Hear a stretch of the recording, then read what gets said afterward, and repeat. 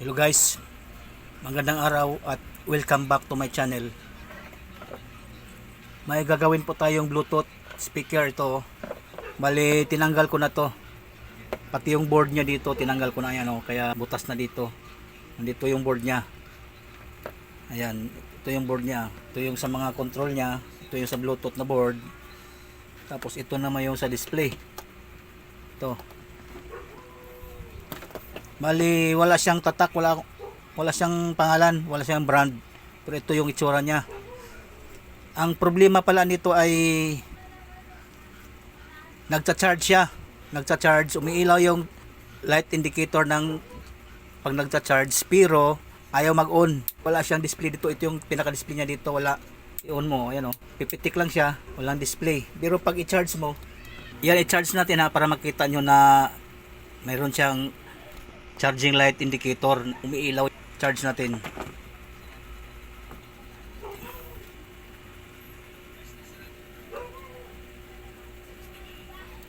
Ayan oh. Kita nyo, umiilaw siya oh. Tanggalin ko ha.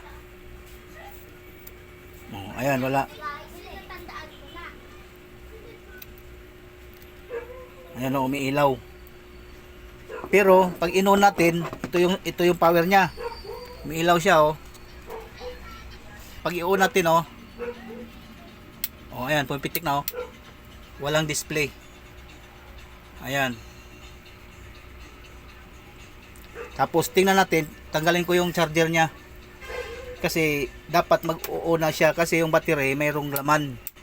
Ito yung battery oh.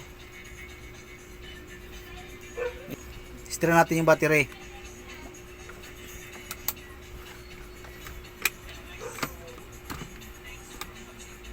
Tira natin dito, makikita natin. Ayan oh, meron siyang, may laman yung battery oh. Dapat mag-o-on na yan kapag i-power natin yung switch sa on. Ito, yan oh. Dapat magkakaroon na ng display yan, kaso wala. Bali, nasolusyonan ko na to guys, na-trace ko na yung problema. Kasi nagsukat ako ng mga voltahe. Itong portion na to, walang pumasok na voltahe. Ito pala yung charging IC niya. Ito, charging IC. Tapos ito yung charging protection IC. Kasi tingnan ko sa Google, okay naman. Pero itong portion na to, papunta dun sa audio IC. Ito yung audio IC dalawa. Dapat dito sa may coil na to, dalawang coil na yan, mayroong papasok na supply dyan, papunta doon sa audio IC. Wala. Tapos dito sa likod sa may USB niya, sinukatan ko, dapat merong mga halos 5 volts dyan papasok. Dito sa may bandang kanan, dito dapat may masusukat kang 5 volts or almost 5 volts, mga 4.8, 0.7, 0.9, mga ganyan. Pero wala akong nasukat, kaya nag-try akong i-jumper dito. Ayan o, ito yung dilaw na wire na to. Hindi ko muna hininang yung kabila kasi ipakita ko sa inyo na ito lang ang solusyon. Isang jumper lang oh, nag-jumper lang ako dyan. Baka maka-encounter kayo ng ganyan, try nyo rin. Halimbawa, wala rin siyang nagcha-charge siya, may charging light indicator pero walang display.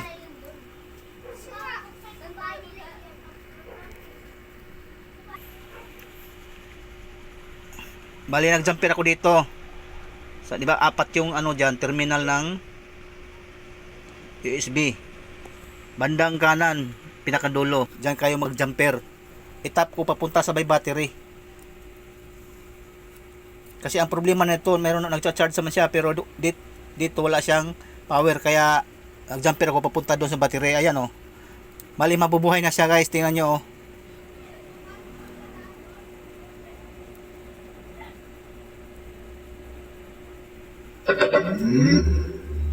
Ayan, kita nyo, narinig nyo guys oh. O, tingnan nyo yung may ilaw na dito oh. Jumper ko uli ha. Ayan, lakasan natin.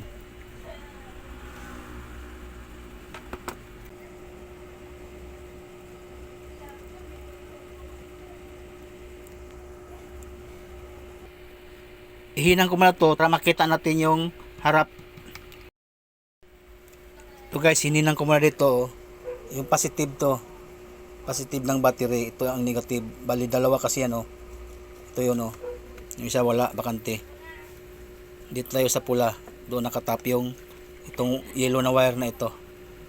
Galing sa USB. Ayan oh. Bali lobat pa kasi to. Kaya i-charge muna natin. Tapos isasarado ko muna. Oh. Hello guys, hindi po umobra yung jumper natin mula doon sa USB papunta doon sa positive ng battery, kaya sa katagalan na pagsusukat ko ng voltahe na-trace ko rin ang dahilan. Hello guys, na-trace ko rin yung pinakasira nito. Ito meron tayong supply dito oh. Ito pala, dito tayo mag-umpisa.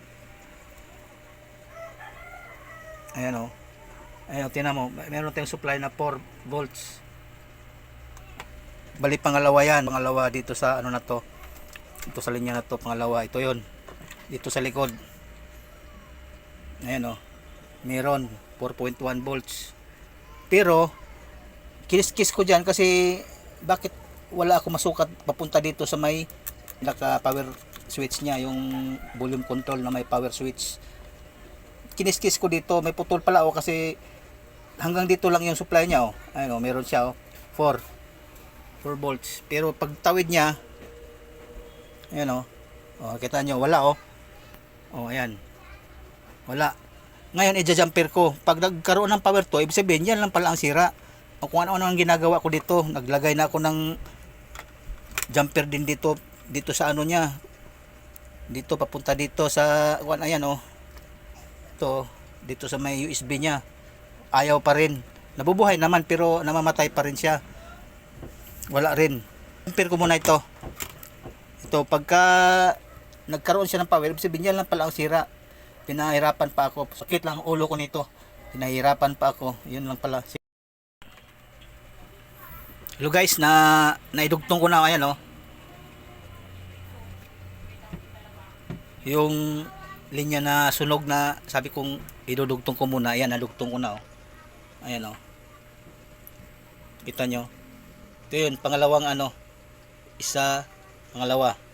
Yan yung papasok na supply doon sa power switch. Kasi nakita ko kanina, nangitim, kaya kiniskis ko. Tapos sinukatan ko, dito, meron. Pero pagtawid, wala na.